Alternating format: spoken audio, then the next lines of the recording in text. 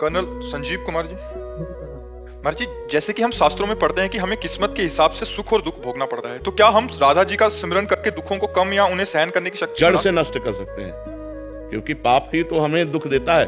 और हमारा नाम जो भगवान नाम है, नाम संकीर्तनम यस्य सर्व पाप प्रणाशनम प्रणामो दुख शमनम तम नमामि हरिम परम। जिन भगवान को प्रणाम करके नाम जप करने से, नाम कीर्तन करने से सारे पाप नष्ट हो जाते हैं। स्वयं भगवान ने गीता जी में कहा, सर्वधर्मान परित्यज्य मामेकम शरणम ब्रज तो अहम त्वाम सर्व पापेभ्यो मोक्षयिष्यामि मा शुचा। यदि तुम मेरी शरण में आ जाते हो, सब धर्मों का त्याग करके एकमात्र केवल मेरी शरण लेते हो, मेरा भजन करते हो, तो मैं तुम्हें सब पापों से मुक्त कर दूंगा। तो जब सब पापों से मुक्त हो जाता है तभी तो परमानंद में डूबता है, तभी तो अचिंत्य आनंद में डूबता है, तभी तो नित्यानंद विज्ञानानंद घन परम सुख को प्राप्त होता है। नहीं तो कैसे प्राप्त हो पावे? तो हम नाम जप के बल से सर्व पापों को मिटाकर परम पद को प्राप्त कर सकते हैं। पर यह है कि अब जैसे हमारा 500 ग्राम पाप है और अभी हमारा जप हुआ 50 ग्राम, तो हमें अनुभव में नहीं आएगा, क्योंकि 450 ग्राम वजन हमारा भी जुड़।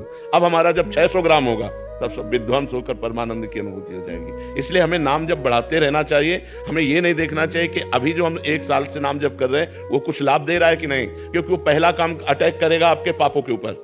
जो आपका नाम है वो पहला काम करेगा, आपको दुख देने वाले जो कर्म है उनको विध्वंस करेगा। अब आपका भजन बढ़ता चला जाए और वो सर्व रूप से विध्वंस हो जाए, तब आपको आनंद की प्राप्ति होगी। इसीलिए नाम परमानंदमय है, लेकिन प्रारंभ में किसी को परमानंद का अनुभव नहीं होता। जैसे मिश्री मीठी होती है, लेकिन किसी को पित्त रोग हो और मिश्री पवाई जाए तो कड़वी लगेगी, लेकिन वही मिश्री रोज पाता रहे तो पित्त का समन होकर वो मीठी लगने लगेगी। ऐसे ही भगवान का नाम जप या भजन बहुत मीठा अमृतमय है, परम सुखमय है, लेकिन हमें नहीं लगता, क्योंकि विषय रूपी पित्त बढ़ गया है, विषयों के प्रति राग और भोग की वृत्ति बढ़ गई है। अब हम नाम जप यही करते रहे तो जहां विषय राग नष्ट हुआ, पाप नष्ट हुआ, तो परमानंद पूरी मन राजा, पूरा हृदय परमानंद में भर जाएगा। तो परमानंद की प्राप्ति के लिए जहां किंचित भी दुख, अशांति, भय नहीं है, वो परम पद प्राप्त करने के लिए हमें निरंतर नाम जप करते रहना चाहिए। हमें परिणाम में रुकना नहीं चाहिए। हो सकता है आप बहुत सुंदर नाम जप कर रहे हो और आपको भोगने के लिए दुख मिल रहा है, क्योंकि पूर्व का पाप अटैक कर रहा है इस समय, तो हमको चुपचाप दुख भोगते हुए नाम जप नहीं छोड़ना चाहिए। तो नाम जप समस्त दुखों का नाश करके परम सुख की प्राप्ति करा देगा, परम शांति की प्राप्ति करा देगा। अनुपमा कुमारी जी, मधुबनी, बिहार से। राधे राधे महाराज जी। महाराज जी, दिव्य प्रेम के क्या रहस्य हैं? दिव्य प्रेम में डूबा व्यक्ति का गृहस्थ आश्रम। पहली बात है कि प्रेम अनिर्वचनीयम स्वरूपम। वाणी की सामर्थ्य नहीं है कि प्रेम की बात को बताया जा सके। प्रेम स्वाद है, भजन का स्वाद है प्रेम। जैसे आपको गुलाब जामुन पवाया जाए और आपसे पूछा जाए कैसा, तो आप कहोगे मीठा। फिर हम प्रश्न करें कैसा मीठा, तो आप कहोगे बहुत अच्छा मीठा। फिर प्रश्न करें बहुत अच्छा मीठा मतलब कैसा, तो आप उत्तर दोगे खा के देख लो। आगे है आपके आप पास उत्तर? तो ऐसे ही प्रेम आनंद में। कैसा? बोले परमानंद में। कैसा? बोले भजन करके देख लो। जब तक भजन नहीं करोगे तब तक प्रेम का अनुभव गम्य भजे जय संता। प्रेम अनुभव स्वरूप है। प्रेम का रहस्य यह है कि वो जाने मोरी छाती, मीरा जी कहती, मेरी वाणी की सामर्थ्य नहीं कि उसका वर्णन कर सकूं। सूक्ष्मतरम अनुभव स्वरूपम प्रतिक्षण वर्धमानम। जो प्रेम का स्वरूप है, कामना रहितम, कोई कामना नहीं, और वो हृदय के अनुभव का विषय, वो वाणी का विषय नहीं है। जो निरंतर नाम जप करते हैं, भगवान की लीला कथा सुनते हैं, भगवान की सेवा करते हैं, पापाचरण का त्याग करते हैं, धीरे धीरे उनके हृदय में भगवान से प्रेम प्रकट होने लगता है। और जब प्रेम प्रकट होने लगता है तब और कछु न सुहाए, कुछ अच्छा नहीं लगता। नहीं खान पान ते भावे है, नहीं कोमल वसन सुहावे है, तब विषय लगे ते खारा है, हरि आशिक का मग न्यारा है। नारायण हरि भजन में ये पांचों न सुहात, विषय भोग, निद्रा, हंसी, जगत प्रीति, बहुबात, ये अच्छा नहीं लगता। निरंतर भजन करते हुए रोने को मन होता है। मैं अपने प्यारे के लिए रो कैसे प्राप्त करूं? कोई उपाय नहीं दिखाई दे रहा। हा कृष्ण, हा राधा, आप कृपा करो, आप मिल जाओ। वो रात दिन फिर रोना शुरू हो जाता है। और बिन रोए किन पाइया प्रेम प्यारा मीत। जहां रोना शुरू हुआ, प्रेम का प्रादुर्भाव हुआ, और प्रेम से ही प्रकट हो जाते हैं भगवान। जहां हमारे हृदय में प्रेम प्रकट होता है तो हरि व्यापक सर्वत्र समाना, और प्रेम ते प्रकट हो ही मैं जाना। भगवान जहां देखे इसके हृदय में प्रेम प्रकट हुआ तो भगवान हृदय में ही प्रकाशित हो जाते हैं। प्रेम अनिर्वचनीयम है, उसका वाणी के द्वारा वर्णन नहीं किया जा सकता। क्या गृहस्थ आश्रम में इसका पालन किया जा सकता है? बिल्कुल, गृहस्थ आश्रम और विरक्त आश्रम ये सब शरीर धर्म है। विरक्त और गृहस्थ ये शरीर होते हैं। अगर हमारा मन, तो चक्रवर्ती सम्राट महाराज अम्बरीश, विरक्त महात्मा दुर्वासा जी, विरक्तता की चरम सीमा दुर्वासा जी, एक वलकल की लंगोटी लगाकर दूब का रस पीने वाला, और चक्रवर्ती सम्राट, अनेक रानियां और समस्त वैभव, फेल हो गया महात्मा विरक्त उनकी भक्ति के आगे। सा वही मन कृष्ण पदारविंदयो। मन कृष्ण के चरणों में लगा। चक्रवर्ती सम्राट है और इनको अपनी तपस्या का अहंकार है, तो पूरा चरित्र पढ़ के देख लो, अम्बरीश और दुर्वासा चरित्र। तो इसलिए ये भ्रम हटा दो कि हम गृहस्थ में हैं और हमसे भजन नहीं हो सकता, या हम भक्ति की ऊंचाई नहीं प्राप्त कर सकते, या जो महात्मा लोग गति प्राप्त करते वो हम नहीं प्राप्त कर सकते। नहीं, आप प्राप्त कर सकते हो, पर आप अपने धर्म के अनुसार चलो। तब गृहस्थ धर्म सबसे बड़ा धर्म है। जितने भी विरक्त महात्मा हुए पैदा कहां हुए? जितने भी विरक्त महात्मा हुए उनका पोषण कौन करता है? गृहस्थ आश्रम। आप वस्त्र देते हैं, आप भोजन देते हैं, आप फल देते हैं, इनको खाकर हम भजन करते हैं, साधना करते हैं। हम पैदा हुए गृहस्थ में, हम पल रहे हैं गृहस्थों से और हम रह रहे हैं गृहस्थों के बीच में। तो ये मत मानो कि हम गृहस्थ हैं तो हमारा जीवन मतलब वो जैसा महात्मा लोगों का जीवन है वैसा नहीं। एक महात्मा मांग करके खाता है तुम्हारे घर से और तुम उसको खवा कर भजन करते हो, और वो तुमसे मांग के खा के भजन करता है। इसी में देख लो कौन श्रेष्ठ है। तुम उसको खवा करके भजन कर रहे हो, बस भजन की खास बात है। तुम वो अकेले खा करके भजन कर रहा है, तुम पूरे परिवार का पोषण करके समाज को लेकर के भजन कर रहे हो, तुम्हारा महान धर्म है। बस चूक ये हो जाती कि गृहस्थ धर्म में रहते हुए पापाचरण और आसक्ति इतनी प्रबल है कि भजन करना बड़ा कठिन है। अगर ये चूक सुधार लो तो आपको भी वही गति मिलेगी जो एक महात्मा को गति मिलती है, वही आपको गति मिलेगी। पूजा जी बेंगलोर से। राधे राधे महाराज जी। महाराज जी, आत्मा तो अमर होती है और मरने वालों का दुख नहीं करना चाहिए, लेकिन इस देह के दुख को कैसे दूर करें कि हमारे साथ जो माता पिता थे उनको इतना प्रेम करते थे। देखो, जब तक ज्ञान नहीं होगा तब तक मोह जो है ये पीसता रहता है, किसी को भी हो। मोह पास ऐसे फांसी की तरह है, वो पूरे जीवन बर्बाद कर देती है। इसी मोह को जब तक नष्ट नहीं किया जाएगा तब तक भगवान की प्राप्ति नहीं होती। मोह गए बिनु राम पद होई न दृढ़ अनुराग, जननी जनक बंधु सुतदारा तनु धन धाम सुहृद परिवारा, सबकी ममता ताग बटोरी मम पद मनहि बांधि बर डोरी। जब तक ज्ञान नहीं होगा और सबकी ममता भगवान के चरणों में समेट के नहीं लगेगी तब तक जीव को तो दुख होता ही रहेगा कि वो मरा, वो बिछो हुआ, वो जन्मा तो आनंदित हुआ, मरा तो दुखी हुआ। यही सुख दुख का पूरा चक्र चल रहा है जिसमें सब पिस रहे हैं। चलती चक्की देख के दिया कबीरा रोए और दो पाटन के बीच में साबित बचाना को। ये दो सुख दुख के पाटन है ना, द्वंद्व है ना, इसी में सब पिस रहा है। तो चलती चक्की देख के दिया कमाल ठठाए और रहा है सहारे कील के तो बाल न बाका जाए। जो चक्की पूरी सबको पीस डालती है लेकिन जो दाना सकील के कील के सहारे हो गया उसका कुछ नहीं बिगड़ता। कील है भगवान। इस संसार रूपी चक्की को चलाने वाले भगवान है। जो भगवान की शरण में चला गया बाल न बाका जाए, वही बच सकता है। इसलिए नाम जप करो, भगवान से प्रार्थना करो कि हमारे अंदर मोह का नाश हो जाए। नहीं, मोह में ही तो सारा जगत फंसा हुआ है। इसी मोह में फंसकर ही दुर्गति को प्राप्त होता है। गोपाल जी पलवल से। राधे राधे महाराज जी। महाराज जी, आत्मा अजर अमर अविनाशी है। हमारे स्थूल शरीर से जो शुभ और अशुभ कर्म होते हैं उनका फल कौन भोगता है और कहाँ भोगता है? क्योंकि शरीर तो नाशवान है। स्थूल शरीर, सूक्ष्म शरीर, कारण शरीर और तीनों शरीरों को प्रकाशित करने वाला आत्मा अब अपने स्वरूप को भूल करके अंतःकरण के मैं धर्म में, अंतःकरण में 4 धर्म है। संकल्प विकल्प करना मन का कार्य है, निश्चय करना बुद्धि का कार्य है, उस विषय का चिंतन करना चित्त का कार्य है और क्रिया को स्वीकार करना कर्ता भाव अहंकार। ये अंतःकरण धर्म के अहंकार में आत्मस्वरूप भ्रमित होकर के स्वीकार कर लिया और वो देह भाव को प्राप्त हो गया। जैसे आप अपने को देह मानते हैं, अगर कह दें कि मैं देह नहीं मानता तो देह के सुख दुख का आपको अनुभव होता है। तो इसका मतलब आप अपने को तो जानते नहीं, केवल देह को जानते हैं। तो जो आपका स्वरूप है वो भ्रमित होकर के अंतःकरण के अहम धर्म को स्वीकार करके देहाभिमानी बनना। अब देहाभिमानी बन करके वो सुख का कर्ता और भोक्ता, अहंकार विमूढ़ आत्मा कर्ता हमिति मन्यते, मैंने ऐसा किया, मैं ऐसा करूंगा, मैं ऐसा कर सकता हूं, इस भाव में फंसकर पुनरपि जननम पुनरपि मरणम पुनरपि जननी जठरे सैनम, उस अजन्मा अविनाशी को ये भोगना पड़ रहा है। बस यही शुद्ध ज्ञान हो जाए तो मोक्ष को प्राप्त हो जाए। अब ये ज्ञान प्राप्त करने के लिए साधना आवश्यक है। जैसे दूध में घी है पर दूध में पूड़ी नहीं पका सकते आप, उसके लिए प्रक्रिया है। दूध को गरमाइए, फिर दही जमाइए, फिर दही मथिए, फिर मक्खन निकालिए, फिर मक्खन तपाइए, तब जाके घी निकलता है। ऐसे परब्रह्म परमात्मा सर्वत्र है, आप भी वही स्वरूप हैं और उसके लिए साधना करनी पड़ेगी।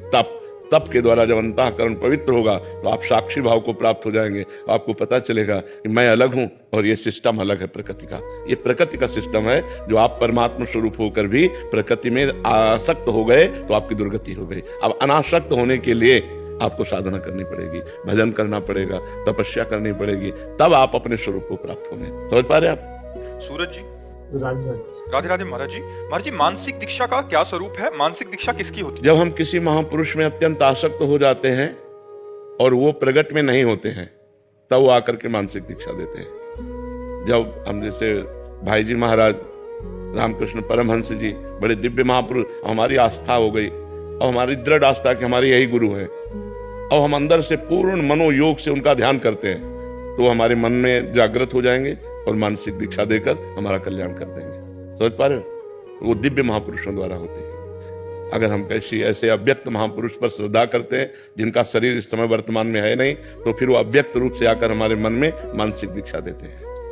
कैसे समझे कि मतलब दीक्षा वो तो ऐसे होगी जैसे हम आपको दे रहे हैं, ऐसे थोड़ी होगी कि कोई भ्रमात्मक हो।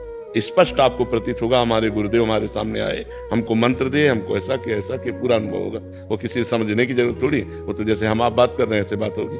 पर इतनी क्षमता आ जाए कि हम अव्यक्त महापुरुष को व्यक्त कर लें अपने मन में, इसके लिए भी तो भजन और भाव चाहिए। नागाराम चौधरी जी, राजस्थान से। राधे राधे। राधे राधे महाराज जी। महाराज जी, आप बोलते हैं कि नाम जप से गुरु की प्राप्ति होती है, तो क्या गुरु की प्राप्ति होने पर हमारा जो पहले नाम जप किया है वो गुरु की प्राप्ति में भजन खर्च हो जाता है? वो और प्लस हो जाता है, वो और सार्थक हो जाता है। जब हम ऐसे नाम जप करते हैं तो हमें सदगुरुदेव मिलते हैं, जो सदगुरुदेव प्रदत्त नाम जप करते हैं तब इष्ट देव मिलते हैं।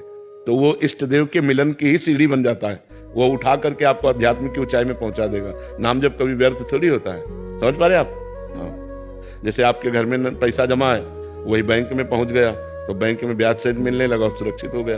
तो ऐसे नाम जप किया, ये घर का है, और जब हम गुरु में पूर्ण श्रद्धा करके समर्पित हो गए, अब ये सरकारी हो गया, अब ये अविनाशी चिदानंद में सुख आपको प्रदान करेगा। अतुल जी। राधे राधे। राधे राधे महाराज जी। महाराज जी, सत्मार्ग और सत्कर्म करने के पश्चात भी जब कार्यों में विघ्न होते हैं तब मन बड़ा विचलित होता है। इससे ऐसा भी लगता है विघ्न ना हो तो सत्कार्य कैसा? जिसमें विघ्न ना हो तो सत्कार्य कैसा? ये माया विघ्न डालेगी सत्कार्य में, और हम सत्कार्य करने वाले हैं, इसलिए हमको बहुत संघर्ष लड़ना पड़ेगा। सुबह रघुनाथ जी का राज्याभिषेक तय हो गया और शाम के ही 14 वर्ष का वनवास। देखो, भगवान सच्चिदानंद है ना, तो इन्हीं के जीवन में देख लो।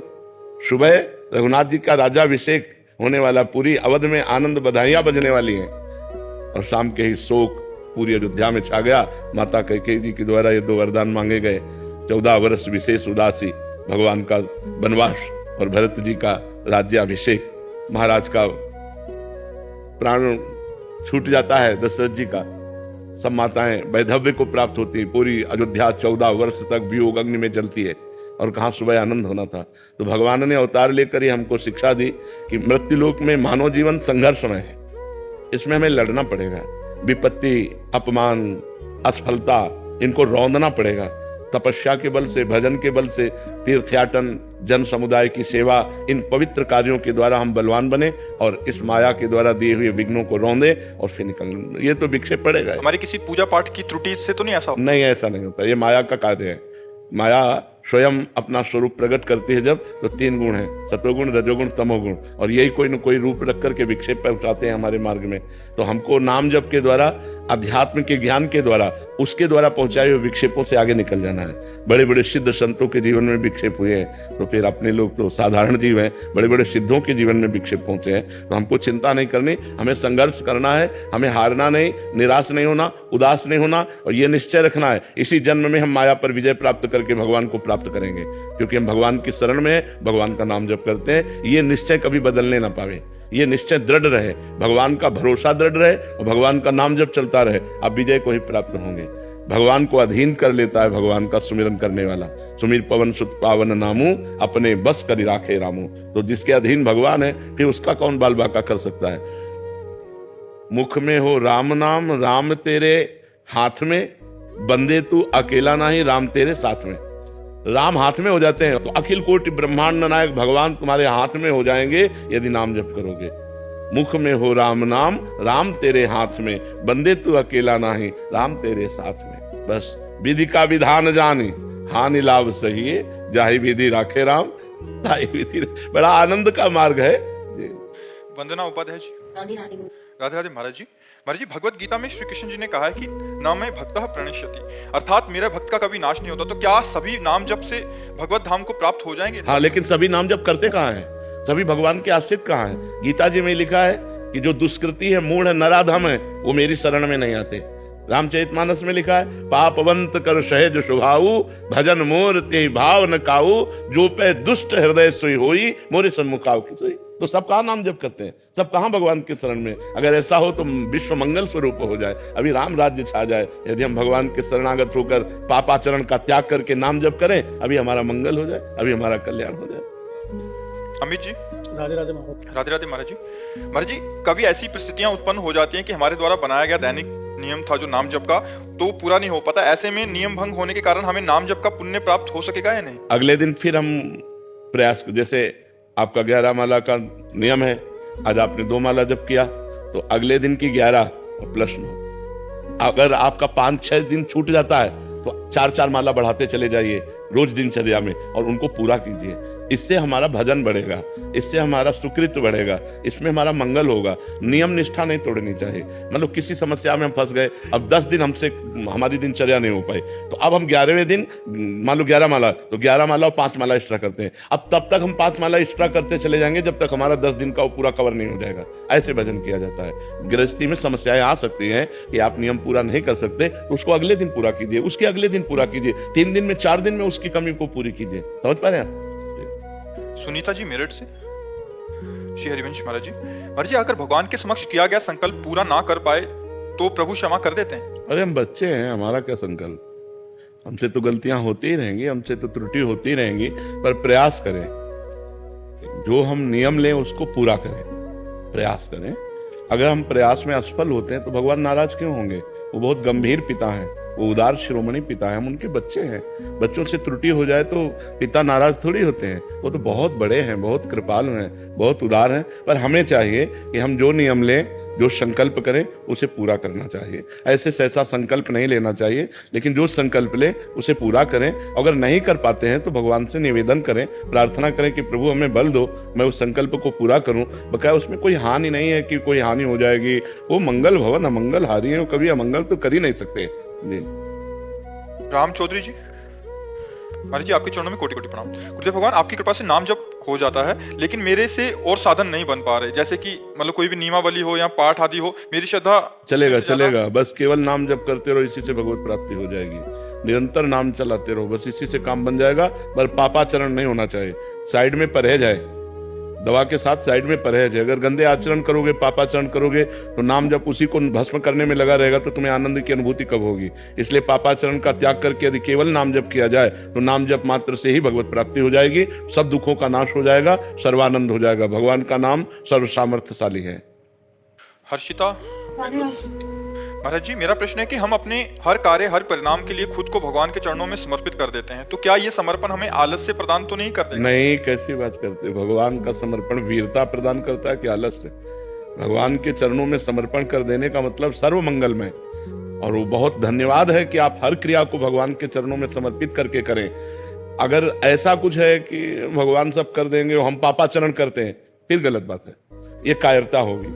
हम गंदे आचरण कर रहे हो, भगवान की कृपा से हमारा मंगल हो जाएगा, ऐसा कैसे हो रहा है? हम अच्छे कार्यों का संकल्प करते हैं, पर भगवान की शरण में होकर कि प्रभु अब आप देख लीजिए, अब मैं सतमार्ग में चल तो रहा हूं, पर मैं चलने लायक नहीं हूं, ना मैं इंद्रिय विजयी हूं, ना मैं काम विजयी हूं, पर ऊपर भरोसा आपका है कि आप मुझे जिता दोगे, आप मुझे निकाल दोगे, तो निकल जाएंगे। फिर भगवान की कृपा ऐसे चला ही जाता है। ऐसे ही अहंकार करके थोड़ी सतमार्ग में चला जाता है कि मैं ऐसा कर लूंगा, नहीं, भगवान की कृपा से हो जाएगा, प्रयास हमारा, सफलता भगवान की कृपा, ऐसे चला जाता है। पवन कुमार जी, हिसार से। राधे राधे महाराज जी। महाराज जी, नौकरी लगने से पहले मेरी भगवान में आस्था बहुत थी, और जिससे मुझे नौकरी भी मिल गई, वैसे ही मेरी श्रद्धा से शादी भी हुई, बच्चा भी हो गया। अब धीरे धीरे महाराज जी आस्था और मतलब भजन कम क्यों होता चला जा रहा है? बढ़ना चाहिए, भजन तो बढ़ना चाहिए। हमारी जब कामनाओं की पूर्ति होती है तो हम उसमें लिप्त हो जाते हैं, भजन को छोड़ देते हैं। जिनके कारण कामनाओं की पूर्ति हुई, उस कारण को छोड़ देते हैं और क्रिया पर आसक्त हो जाते हैं। पत्नी, पुत्र, परिवार मनोनुकूल मिल गया, भूल गए भगवान को। इसलिए हमें चाहिए कि हम अपना भजन और बढ़ावें, क्योंकि ये चीजें स्थायी नहीं है, ये स्थायी नहीं है। नौकरी भी छूट सकती है, पत्नी भी पधार सकती है, पुत्र भी पधार सकता है, आप भी पधार सकते हैं। ये मृत्यु लोक है, नाशवान है। फिर क्या हाथ लगेगा? न पत्नी साथ जाएगी, न पुत्र साथ जाएगा, न शरीर साथ जाएगा, न बैंक बैलेंस साथ जाएगा, न नौकरी साथ जाएगी। साथ जाएगा तो भगवान का नाम जाएगा ना। तो भजन क्यों छोड़ो यार? भजन तो बहुत भाग्य से करने को मिलता है। यदि थोड़ा भी मन भजन में लग रहा है तो उसको और बढ़ाना चाहिए, उसको छूट नहीं देनी चाहिए। भजन हो ना हो चलेगा, ऐसा नहीं, ठीक है भजन करो। चेतन जी दिल्ली से। राधे राधे महाराज जी। महाराज जी, आप कह रहे हैं कि आपने किसी को कंठी माला का फल बताया और पहना दी, बाद में उसने उतार के महाराज जी मांस मदिरा खाने लग गया, तो महाराज जी उसकी दुर्दशा तो है, मेरे को तो पाप नहीं लगेगा महाराज जी, मैंने तो उस समय। वैसे हमें लगता है ये क्रियाएं अपने द्वारा नहीं होनी चाहिए, अपने को समर्थ नहीं समझना चाहिए, ये संतों के द्वारा होनी चाहिए, गुरुजनों के द्वारा। कोई ऐसा भाव दिखाई देता है तो हम किसी संत के पास ले जाते हैं, उसकी सामर्थ्य से उसका कल्याण होगा। अब हम कंठी माला उसको पहना दें, ऐसा ठीक नहीं है। किसी संत के हाथ से कंठी माला पहनवाएं तो वो भगवान का संबंध, भगवान की प्रार्थना से वो निर्वाह हो जाएगा। अभी आप में खुद सामर्थ्य नहीं है, आपने कंठी माला पहना दी, उतार के फेंक के मनमानी आचरण करने लगा तो फिर ठीक नहीं है। महाराज जी, मैं वृंदावन आता हूँ ना, तो कहते कि आप वहां से कंठी माला। ऐसे ही कंठी माला कोई ऐसे खिलवाड़ चीज है क्या? कंठी माला तुम्हें पहनना है तो किसी संत की शरण में चलो, वो अपने हाथ से कंठी माला दे तब धारण के। ऐसे थोड़ी बाजार से खरीदा पहन लिया, ऐसे तो ऐसे नहीं। ये भागवती का तभी उसका कल्याण नहीं होता, तभी वो फिर अपने गंदे आचरणों में चला गया।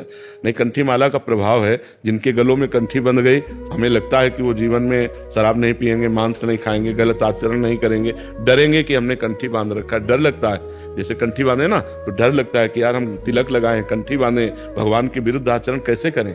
लेकिन जो मनमानी तो फिर बाजार से खरीद लिया, पहन लिया, उतार दिया, फेंक दिया, कोई मतलब नहीं। रिश्तेदार है, बस में से कंठी माला पहनी, 2 दिन बाद उतार दी। हाँ, वो संसार के ऐसे। मरीज को भगवान का स्वरूप मान करके सेवा कीजिए और नाम जप कीजिए। जितनी प्रवीणता है, अर्थ की प्रधानता न रख करके जन सेवा की भावना से आए हुए मरीज पर भगवत भाव कीजिए और खूब सेवा, इसी से भगवत प्राप्ति हो जाएगी। आपने बोला था कि वो जो राधा जी का 28 नाम लेना है, तो घर से निकलते पहले 28 नाम लेते हैं और जो 5 भक्तों का नाम लेते हैं। बहुत सुंदर। कभी एक्सीडेंट नहीं, पक्का। भक्ति भक्त भगवंत गुरु चतुर नाम बपुएक, इनके पद बंधन के नासत विघ्न अनेक। जिते विनायक शुभ शुभ विघ्न करे नहीं कोई, विघ्न करे नहीं कोई, डरे कलिकाल कष्ट भय, हरे सकल संताप, हरिनाम जपत जय। उसकी कभी पराजय नहीं हो सकती। हाँ, खूब मंगल में। ये मोदी जी के भाई हैं, इनको दर्शन की बहुत अभिलाष है। तो माँ के साथ रहने का मुझे सौभाग्य प्राप्त हुआ था। हाँ, 2 साल पहले श्री छोड़ देना जी, बहुत सुंदर। और नाम जप करते रहिएगा, नाम जप कर, खूब नाम जप कीजिएगा। भगवत आराधना ही जीवन का परम लाभ है। बहुत सुंदर। हम अलग अलग मंदिर में जाते हैं तो भगवान का स्वरूप अलग अलग होता है, तो ध्यान भजन करते हैं तो कंफ्यूजन होता है, तो समाधान होगा। इसमें क्या है कि आचार्य परंपरा से जब हम जुड़ते हैं तो जैसे हम हैं तो हम जाएं कहीं भी, लेकिन हम ध्यान करेंगे राधा वल्लभ जी का, क्योंकि हरिवंश महाप्रभु के हम शिष्य हैं और राधा वल्लभ जी हमारे इष्ट हैं। तो अब जैसे कोई स्वामी हरिदास जी का है तो बांके बिहारी का ध्यान करेगा। अब जैसे आप नहीं जुड़े हैं तो आपको मान लेना चाहिए कि मेरे बांके बिहारी जी, तो दर्शन सब जगह करो लेकिन ध्यान बिहारी जी का करो। ऐसे चला जाता है भगवान के मार्ग में। एक जगह कहीं अपनी निष्ठा कर ली जाती है और फिर सतमार्ग में चला जाता है। जी, मैं 78 हूँ और मैं जब भी मेडिटेशन करता हूँ, ध्यान करता हूँ, अग्नि में बैठ के करता हूँ, तो मैं करता रहा और शिव की उपासना करता रहा। एक दिन मेरे को कहे कि आपका स्मरण हुआ और मुझे ऐसा लगा जैसे आप खुद बैठे हो, और मुझे इतनी शांति मिली, इतना आनंद मिला कि मैं उसके बाद में जब भी डिप्रेशन में होता हूँ तो मैं आंख बंद करके रात को याद करता हूँ जैसे ऐसा क्यों होता है? देखो, जिन भगवान शिव का ध्यान करते उन्हीं भगवान शिव के हम हैं। अब वो आपको कृपा कराने के लिए उस रूप का दर्शन करा रहे हैं, उनकी कृपा है, भगवान शिव की कृपा से। घर पे माता जी का, माता शेरावाली का विग्रह विराजमान है जी, तो मैं राधा नाम से जप करता हूँ। बिल्कुल बिल्कुल, वही राधा है, वही दुर्गा है, कोई अंतर नहीं है। वही सर्वशक्ति स्वरूपा भी है, वही प्रेम स्वरूपा भी है। प्रेम स्वरूपा में राधा है, शक्ति स्वरूपा में दुर्गा है। ठीक है महाराज जी, आप हर एक प्रश्न का उत्तर काम, क्रोध, लोभ, मोह, जिसका भी उत्तर होता है नाम जप का, क्योंकि बिना नाम जप के पावर नहीं है। महाराज जी, कोई ऐसा उपाय नहीं है कि बाहर बता दें, कहीं दीपक चढ़ा दें या कहीं? ये सब नौटंकी है। अगर ऐसा हो तो 10-20 टीन घी लेकर के जला दो और हमें बताओ तुम्हें लाभ मिल जाए तो। कुछ नहीं होने वाला। बिना अंदर के, तुमने पाप किया है अंदर के चिंतन से, ध्यान दीजिए। अंदर आपने कामना की और शरीर से आपके पाप हुआ। अब अंदर से कैसे ठीक होगा? अंदर नाम जब ठीक करेगा। सांप बैठा है बिल के अंदर, ऊपर सैकड़ों लाठी जमा दो, उसको कोई फर्क पड़ेगा क्या? बिल के अंदर घुस के मारा जाए तब वो मरेगा। तो इस शरीर रूपी बिल के अंदर बैठा हुआ पाप है, उस पाप को मारने के लिए नाम जपना अत्यंत आवश्यक है। गंगा पाप नष्ट कर सकते, लेकिन पाप की प्रवृत्ति भजन नष्ट करेगा। पाप किया, गंगा नहाया, फिर पाप किया, तो मतलब क्या रहा गंगा नहाने से? पाप की प्रवृत्ति का नाश होगा तो नाम जप से होगा, भजन से होगा। अगर भजन नहीं करोगे तो हर प्रश्न का उत्तर नाम जप है। अगर नाम जप नहीं करोगे तो समाधान हो ही नहीं सकता। ये आप करके देख लो, जंतुर बंधवा के देख लो, हवन करवा के देख लो, कलावा बंधवा के देख लो, कुछ नहीं होने वाला। राम राम राम, राधा राधा राधा, सब बात पर जी वो अच्छा लगता है कि दूसरे जैसे पंडित जी कर लें ठीक रहेगा, बट हमें कुछ ना करना पड़े। तुम करो पाप और पंडित जी करे जब, तो तुम्हारा कल्याण हो जाएगा। ऐसे हो जाएगा? नहीं, ऐसा कदापि नहीं हो सकता, कदापि नहीं हो सकता। तो जी बाहरी इससे मतलब उतना इफेक्ट नहीं पड़ेगा मुझे? बिल्कुल असर नहीं पड़ेगा। हम कह रहे हैं, देखो खास बात समझिए। स्वप्न में एक आदमी समुद्र में डूब रहा है, अब वो कह रहा बचाओ, आवाज बाहर जोर से निकली, मैं समुद्र में डूब रहा हूं, बचाओ। अब हम लोग सैकड़ों तैराक उसके सामने एकत्रित कर दें, नौकाएं एकत्रित कर दें, क्या वो बच सकता है? एक उपाय केवल है, जगा दो उसे। समझ रहे हो ना? उसे जगा दो। अब एक बूंद पानी नहीं, जब वो समुद्र में डूब रहा था। ऐसे ही ये जगत माया प्रपंच है। जब तक ज्ञान नहीं होगा, जब तक भजन नहीं होगा, जैसे उसका एक ही उपाय केवल जगा देना है। आप सैकड़ों तैराक एकत्रित कर लो, बचा नहीं सकते उसको। नौका, जल जहाज नहीं बचा सकते। क्यों? वो स्वप्न में डूब रहा है। उसको जगा दो, बस उसका स्वप्न टूट जाए, वो जगह, अब वो बच जाएगा। जो सपने सिर काटे कोई, बिन जागे दुख दूर न होई। ऐसे जब तक आपको ज्ञान नहीं होगा, तब तक आप रोते रहोगे इस जगत के मोह में, राग में, काम में, क्रोध में, लोभ में।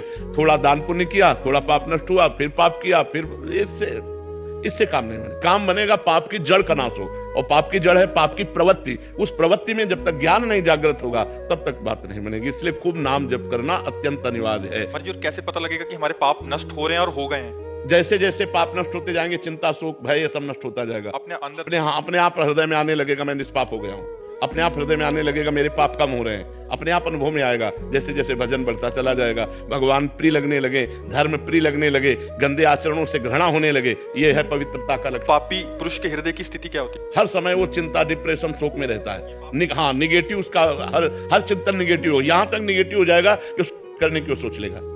अब उसको कल्पों तक भटकना पड़ेगा। अरे मनुष्य जन्म मिला है समस्या का समाधान करने के लिए, ना कि समस्या बढ़ाने के लिए। या समस्या बढ़ाना है, ना कि समस्या मिटाना है।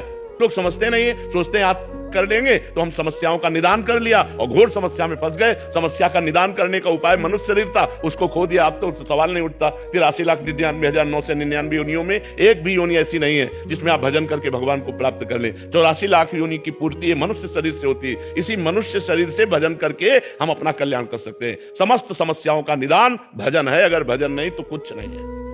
ये हमारी कलयुगी मनोवृत्ति ब्रह्मचर्य की तरफ बढ़ना ही नहीं चाहती। जिनको भगवान ने ब्रह्मचर्य रखने का सौभाग्य दिया कि आजीवन ब्रह्मचर्य रहो, ये दुर्भाग्य नहीं है कि आपको स्त्री संयोग नहीं मिला, पुरुष संयोग नहीं मिला। ये सौभाग्य है, ये अत्यंत सौभाग्य है। जो बच्चियां मुंडन करा करके भगवान के मार्ग में, कुछ लोगों का कहना है कि स्त्री मुंडन नहीं कराती, तो जो सुहागवती स्त्री है वो भी जब भगवान की तरफ कदम रखती तो पहला कदम होता मुंडन करवाना है। उदाहरण में माधव सिंह की पत्नी रत्नावती जी जब पहला कदम परमार्थ में उठाया तो पहले मुंडन करा के संतों के बीच में बैठ गए। और विरक्त, ये तो परमहंस बच्चियां हैं, बाल ब्रह्मचारी विरक्त सन्यासिनी, मुंडन करा करके अपने सौंदर्य का नाश करके, मुख पे रजलेप करके जो भगवत मार्ग में चल रही, इनकी चरण वंदना है। ये अहोभाग्य, सौभाग्य, ये कोई छोटी मोटी बात है आजीवन ब्रह्मचर्य रहना। यहाँ ब्याह होने पर पति से संतुष्ट नहीं रहती, साइड में एक दो बॉयफ्रेंड और पति को कटवा के फेंक देती है। कैसे कैसे आचरण हो रहे हैं। ब्रह्मचर्य अत्यंत आवश्यक विषय है। इसे सहने से नष्ट किया जा सकता है, भोगने से नहीं। इस विषय को बहुत अच्छे से समझ ले। सहन कर, सहत सहत बाढ़े भगति, गृह तन गुरुहित गार। इसको किसी तरह मत छोड़, काम चेष्टा को किसी तरह मत छोड़। शांत रहो, अकेले रहो, नाम जप करो, वाणी पाठ करो, भगवत चरित्रों का चिंतन करो, शांत हो जाए, एकदम शांत हो जाता है। मतलब इतना शांत हो जाता है कि सामने भोग की सुविधा है और आपकी इच्छा ही नहीं। इसे कहते हैं उपरति, त्याग, वैराग्य और उपरति। ये रोकने से नहीं, ये स्थिति आती है जब आप बहुत समय तक किसी भी तरह का काम संबंध इंद्रियों को नहीं होने दिया, तो वो शांत हो जाते हैं। ये नियम ले लो, जो सतमार्ग में चलने वाले गलती का शिकार बन चुके हैं, जैसे हस्त मैथुन आदि का, तो कसम खा के नियम पूर्वक उसे छोड़ दो, नहीं तो आगे नहीं बढ़ पाओगे परमार्थ में। वो आपको गिराता रहेगा, और वो गिराता रहेगा तो निरुत्साहित रहोगे। ब्रह्मचर्य एक उत्साह है, जिधर लगा दो उधर उत्साह पूर्वक लग जाओगे। इसलिए सब संतों से और गृहस्थों से प्रार्थना है। शास्त्र में आया है, मासिक धर्म के पत्नी के होने के बाद 1 सप्ताह तक स्पर्श नहीं, 1 सप्ताह के बाद 1 बार महीने में संयोग गृहस्थ के लिए आया है शास्त्र में, और विरक्त आजीवन ब्रह्मचर्य के लिए आया है। तो आजीवन ब्रह्मचर्य मात्र से ही आपको भगवत प्राप्ति हो जाएगी, क्योंकि वो इतना उत्साह प्रकट करेगा कि आप बैठ ही नहीं सकते। आप सत्कर्म करेंगे, नाम जप करेंगे, वाणी पाठ करेंगे। ब्रह्मचर्य नींद को, तमोगुण को नष्ट कर देता है। ब्रह्मचर्य भागवतिक उत्साह नष्ट कर देता है। ब्रह्मचर्य शरीर की पीड़ा को सहने की सामर्थ्य देता है। ब्रह्मचर्य में होश रहता है और जोश रहता है, होश भी रहता है, जोश भी रहता है। लोग जोश में होश खो देते हैं, लेकिन ब्रह्मचारी जोश में होश में रहता है, होश में ही जोश का प्रयोग करता है, बेहोश होकर जोश का प्रयोग नहीं करता, उसमें दिव्य तेज रहता है। इसलिए यहां कह रहे हैं कि लंबे समय तक यदि काम का संयोग ना किया जाए तो इंद्रियां शिथिल हो जाती हैं और काम क्रमशः नष्ट हो जाता है। क्रमशः शब्द है, क्रमशः का मतलब धीरे धीरे। अभी कम वेग से आया, फिर और कम वेग से आएगा, फिर और कम, फिर स्फुरना होगी, फिर शांत हो जाएगा। और पवित्र प्रेम का उदय होता है काम नष्ट होने पर। जो भगवत प्रेम है वो काम नष्ट होने पर उदय होता है। इसलिए दृढ़तम रहो, दृढ़तर और दृढ़तम रहो कि हम किसी भी तरह काम की प्रेरणा से कोई भी इंद्रिय का प्रयोग नहीं करेंगे। यदि वैराग्य मार्ग में हो तो दृढ़तम हो जाओ, मतलब दृढ़तर और दृढ़तम मतलब महान दृढ़ हो जाओ कि मर सकता हूं लेकिन गलत आचरण नहीं कर सकता। भूल न दे कुमारग पाऊं, ऊसर बरसई तरण नहीं जामा, संत हृदय जिमि उपज न कामा। संतों का हृदय निष्काम हो जाता है। आप सब संत वेश में हैं, भगवत मार्ग में हैं, तो ये नियम लीजिए कि हम कभी हस्त क्रिया नहीं करेंगे।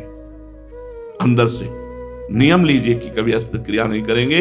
और जब हस्त क्रिया ही नहीं करेंगे तो दूसरों का स्पर्श और दूसरों की तरफ देखना, दूसरों की तरफ क्रिया की भावना करना, ये तो बहुत ही दूरी बात है।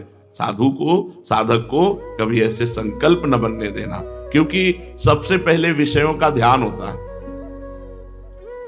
फिर उसकी स्फुरना होती है, फिर उसका संकल्प बनता है। कामना जो है वो स्फुरना ही है, फिर संकल्प बनता है, फिर संकल्प में बाधा पड़ने पर क्रोध आता है और संकल्प की पूर्ति होने पर लोभ आता है। दोनों नाश कर देते हैं।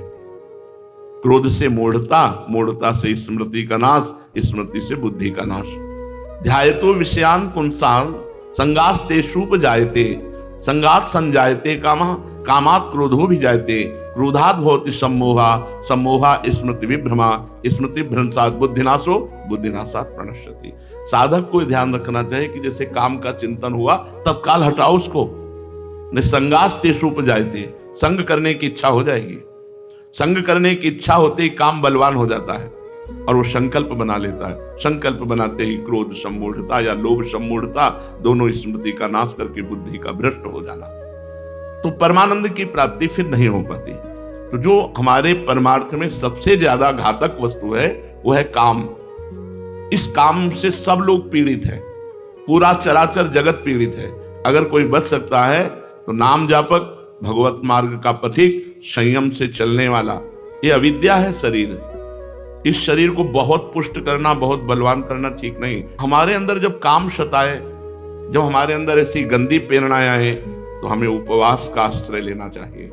उपवास से बहुत जल्दी पवित्रता हृदय में आ जाती है, शरीर शिथिल होने लगता है, तो इंद्रियां शांत हो जाती हैं, मन शांत होने लगता है। जब कभी किसी उपासक को ऐसा लगे कि अब असहनीय काम आ रहा है, तो 2, 4, 5 दिन, 10 दिन के लिए भोजन छोड़ दो, पानी ले लो, थोड़ा फल ले लो, थोड़ा दूध ले लो, ऐसे 10-5 दिन रहो, अपने आप शांत हो जाएगा। शांत हो गया फिर भोजन लेने लगो, फिर बढ़ गया फिर शांत कर लो। इस तरह यदि लंबे समय तक काम का संयोग ना होने दोगे तो इसमें लिखा हुआ है कि क्रमशः वो शांत हो जाएगा।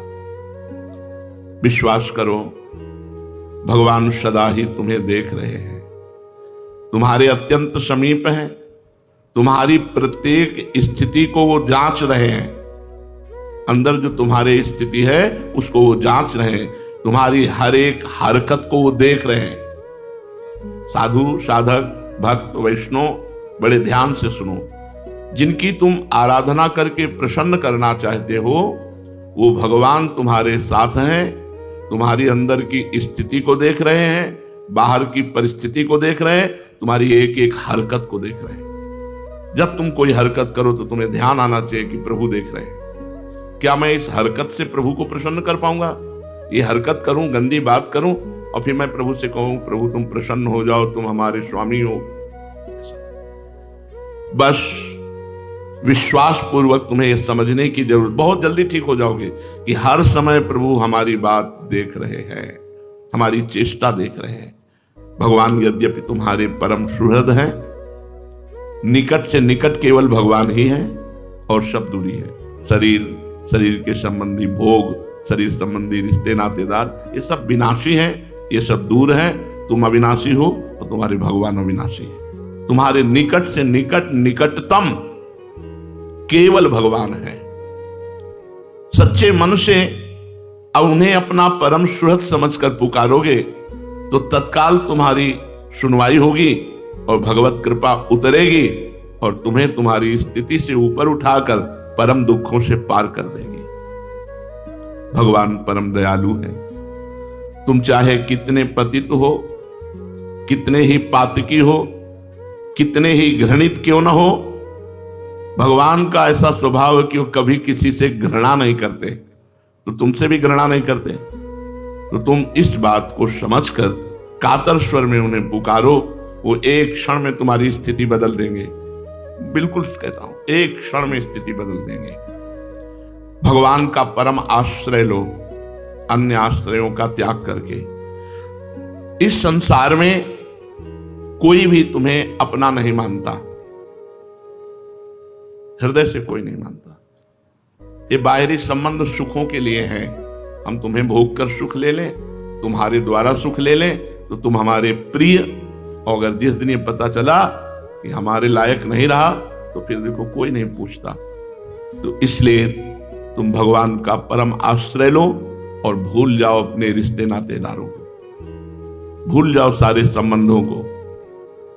भगवान से विनय करो कि मुझे घर परिवार रिश्ता नाता याद ही ना आवे, आप ही स्मृति में रहें और सारे कार्य आपकी स्मृति में रहें। कोई अन्य हमारी स्मृति को न चुरा ले, हमारी स्मृति न बन जाए कोई। हमारा परम धन है स्मृति। यदि हमने किसी को अपना माना तो वो हमारी स्मृति को चुरा लेगा, भगवत स्मृति को रोक देगा और उसकी स्मृति आने लगेगी। चाहे तुम बिल्कुल निराश्रित हो, एक बार हृदय से भगवान को अपना मानकर सारे संबंध छोड़ करके देखो, तुम महामधुर में आनंद में डूब जाओगे। पक्की बात है। एक बार भगवान से, हर बार सबको हमने अपना माना, अब एक बार केवल भगवान को अपना मानकर उनका भजन करते हैं, फिर देखो परिणाम में कितना आनंद आता है।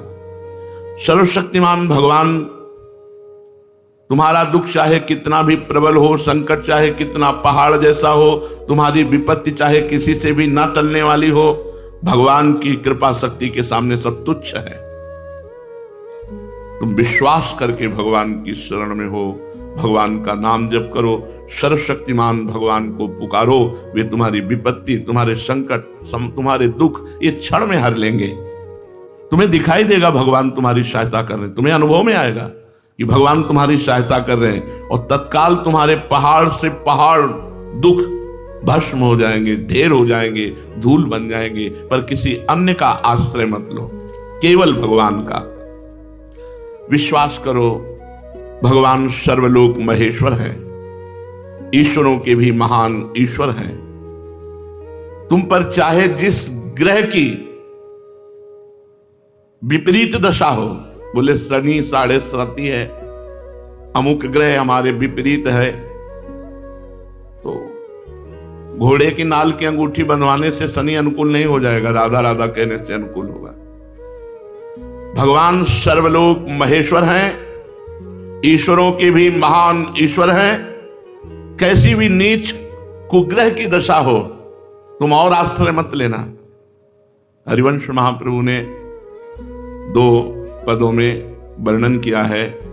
एक में कहा है, यदि तुम्हारा मन प्रभु श्री कृष्ण के चरणारविंद में लग गया है तो नीच ग्रह तुम्हारा क्या बिगाड़ सकेंगे।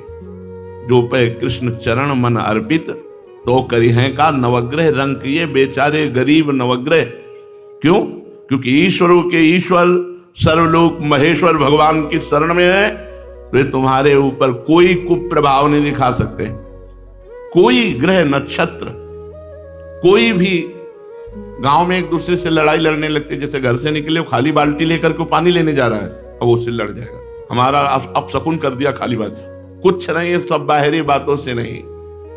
जिते विनायक शुभ अशुभ विघ्न करे नहीं कोई, विघ्न करे नहीं कोई, डरे कलिकाल कष्ट भय, हरे सकल संताप हरसि हरिनाम जपत जय। जहां तुम्हें अमंगल लगता हो वहां से तुम चले जाना, तुम्हारा मंगल होगा, अमंगल नहीं होगा। और अगर भगवान का भजन नहीं करते हो तो तुम चाहे जो कुछ कर लो, तुम्हारा परम मंगल नहीं हो सकता। कोई भी ग्रह नक्षत्र तुम्हें सुखी नहीं कर सकते। अगर हमारे हृदय में यह विश्वास हो जाए भगवान के प्रति, तो हमें इन सब बाहरी बातों से बचत हो जाए। तुम्हारा काम बनेगा भगवान का नाम जप करने से, भगवान की शरण में होने से। ये सब बाहरी बातें हैं। हम कहते हैं सांप बिल के भीतर घुसा बैठा है, ऊपर से लठ चला रहे हो, उसको कोई फर्क पड़ेगा? ये सब ऊपरी बातें हैं। पाप प्रवृत्ति जो दुख की जड़ है वो यहां है, वो नष्ट होगी भगवान के आश्रय से और भगवान के भजन से। इन सब बाहरी बातों को छोड़ो, इन सब बातों से कुछ नहीं होता। बड़ी मूर्खता छाई हुई है। हम आपसे प्रार्थना करते हैं, किसी ग्रह नक्षत्र की शांति के लिए या किसी देवी देवता की प्रसन्नता के लिए किसी भी जीव को कष्ट मत देना। अगर तुम किसी जीव की बलि दोगे तो तुम्हारी बलि चढ़ेगी और बोलेगा महाबली काल, काल तुम्हें ऐसी बलि चढ़ाएगा, होश में जा। कभी ऐसा सिद्धांत नहीं हुआ कि जो दूसरों को दुख दे और स्वयं सुखी हो जाए। नहीं, जिसने दूसरों को सुख दिया वही दुखों से पार पाया। इसलिए नवग्रहों की शांति के लिए, विनायकों की शांति के लिए एकमात्र उपाय है भगवान की शरण में होकर भगवान का नाम जप करो, सर्व मंगल हो जाएगा। नाम जपने से हृदय जलता है, बाहरी क्रियाओं से अहम पुष्ट होता है। यहाँ हमने ये दान किया, हमने ये तीर्थ गए, हम ये, लेकिन नहीं, नाम जपने से जो हृदय जलता है वो पाप नष्ट होते हैं, मन की मलिनता नष्ट होती, जन्म जन्म के प्रारब्ध जो हमारे बुरे हैं वो सब भस्म हो जाते हैं। इसलिए जलन पूर्वक नाम जप करना चाहिए। यदि हृदय जल रहा है तो भी नाम जप करना चाहिए, प्रसन्न होना चाहिए कि हमारा हृदय निष्पाप हो रहा है, हमारे दुखों का नाश हो रहा है, हम परम सुख की यात्रा में हैं। और यदि हृदय हर्षित हो रहा है और आप पाप कर्म कर रहे हो तो रोना चाहिए। आप अपने जीवन को दुख और संकट में डालने वाले हैं, आप ऐसी परिस्थिति में डालने वाले हैं जहां से निकलना मुश्किल है। बिल्कुल समझ, काल बहुत बली है और वो किसी की नहीं मानता। एक बड़ा धनी परिवार था, जब हम बच्चे थे गुरुआश्रम में, तो उस समय उन्होंने एक बड़ी गाड़ी खरीदी थी। बड़ा हर्ष मनाने मंदिर आए, भोग लगाया, बांटा और खूब आनंद मना रहे थे। सजी गाड़ी, सब अकेला लड़का था उनका। वहां से ढूंढी घाट गंगा जी है और एक बहुत बड़े संत का आश्रम है, वहां वो जा रहे थे। बस खाई में गाड़ी गिरी और सब बच गए, अकेला लड़का मर गया। अब वो शोक का तूफान आया जो गाड़ी के हर्ष से नहीं पूर्ण होने वाला था, क्योंकि कुल का दीपक ही चला गया। काल महाबली है, बहुत सावधान। भगवान की शरण के बिना बाहरी भोग लगाने से भगवान प्रसन्न नहीं होते। आप कह सकते हैं कि वो मंदिर में भगवान के गए और भगवान को भोग लगाया। आप करो पाप और उस पैसे से भगवान को भोग लगाओ तो भगवान भोग पाएंगे क्या? भगवान क्या कहते हैं? भाव का भूखा हूं मैं। भगवान ने तो नहीं कहा कि मैं लड्डू पेड़ा का भूखा हूं, तुम करो पाप मनमानी आचरण करो, सोचो लड्डू पेड़ा का भोग लगाकर हम भगवान को अपने पक्ष में कर लेंगे, तो ऐसा कभी नहीं पाया गया। जब पाया गया तो अकिंचनों के पक्ष में भगवान मिले, जो भगवान को समर्पित चित्त नाम जापक, उन्हीं के पक्ष में भगवान रहे। नहीं तो धनी मानी लोग भगवान को खरीद लें, गरीब लोगों को भगवान कभी मिले ना। लेकिन जब मिले भगवान, गरीबों को मिले, अकिंचनों को मिले, असहायों को मिले, जो आर्त भाव से भगवान की शरण में गए, उन्हीं को भगवान मिले। तुम निकृष्ट कर्म में अगर फंस गए हो और उसका फल भुगताने आ चुका है, तो कोई देवता या कोई महाबली पूरे विश्व का तुम्हें नहीं बचा सकता। अगर बचा सकते हैं तो भगवान।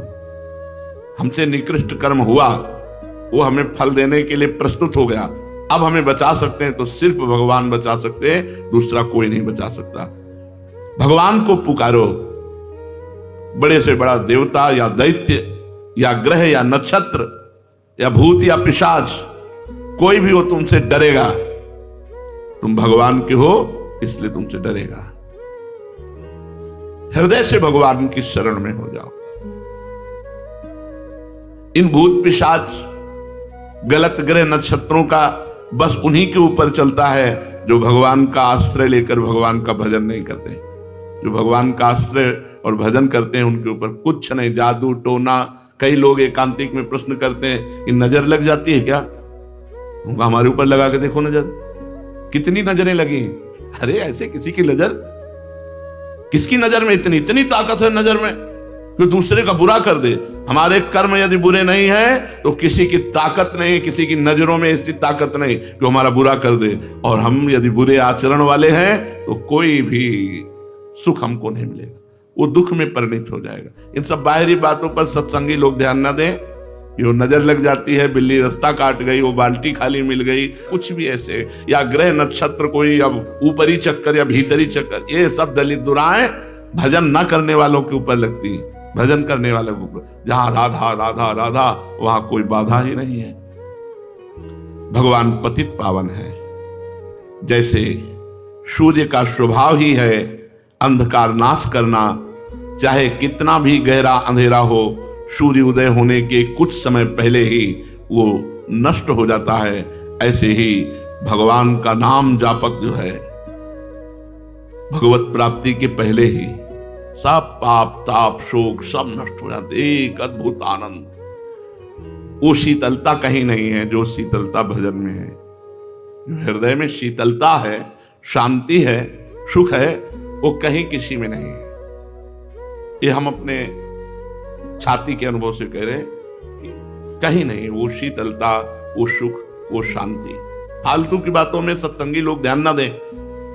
किसी जंतुर के बांधने से अगर ठीक हो जाए तो हम 2-4 किलो जंतुर बांध ले, 2-4 किलो बांध ले। एक जंतुर से ये ठीक हो जाता है तो हम 2-4 किलो जंतुर बांध ले कि हमारी दोनों किडनी ठीक हो जाए। कुछ नहीं होता, भोगना पड़ता है। हाँ, भगवान का भजन करते हो तो मुस्कुरा के भोग लोगे, संघर्ष में जीवन से लड़ करके निकल जाओगे। और भजन नहीं करते तो पीस डालेंगे, ये मार डालेंगे। एक डायलिसिस मैन आया था, कह रहा था मुझे मृत्यु दे दो, इतना कष्ट होता है, कब तक झेलूं। और कहा कि मैं आपको देख करके जी रहा हूं। आपको जब देखते हैं कि हर्षित हो, प्रसन्न हो, और आपको देख करके जो हम गलत भोजन पाते थे उसको भी छोड़ दिया, पर अब मैं मृत्यु मांगता हूं, मुझे मृत्यु मिल जाए। इतना कष्ट कब तक डायलिसिस? यहाँ रोज डायलिसिस हो रहा है, रोज कष्ट का जीवन, लेकिन आनंदमय जीवन। हम आपसे सच्ची कहते हैं, हमको 100 में 1% भी कष्ट नहीं। मैं हर सब, जैसे कष्ट में भी शरीर है तो अंदर इतनी शीतलता, आनंद बना रहता है, बस जय जय, कोई कष्ट नहीं। जीवन भर भगवान की शरण में रहे, बिल्कुल आनंद है। ये हम अपना इसलिए खोल खोल के बता देते हैं कि आप लोग इस बात को समझें कि ऐसी भयानक परिस्थिति में भी हम आनंदित हैं। फिर हृदय शीतल है, भगवान का चिंतन है, भगवान की कृपा, तो कोई परेशानी नहीं। इसलिए सत्संगी जनों, ग्रह नक्षत्र, विनायक, शुभ अशुभ, भूत प्रेत पिशाच जितने भी हैं, कोई भी ताकत नहीं रखता कि तुम्हें स्पर्श कर ले यदि तुम नाम जप कर रहे हो। अगर नाम जप नहीं करते हो, भगवान के आश्रित नहीं हो, तो ये सब मिटिया मेट कर देते हैं। ग्रह नक्षत्र सब मिटिया मेट कर देते हैं। इसलिए भगवान भय स्वरूप भी है। और भगवान भक्त भयहारी है। तिनकर काल रूप में भ्राता, भगवान से अगर विमुख रहोगे तो भय पे भय प्रस्तुत करते रहेंगे, और भगवान के सन्मुख रहोगे तो निर्भय रहोगे।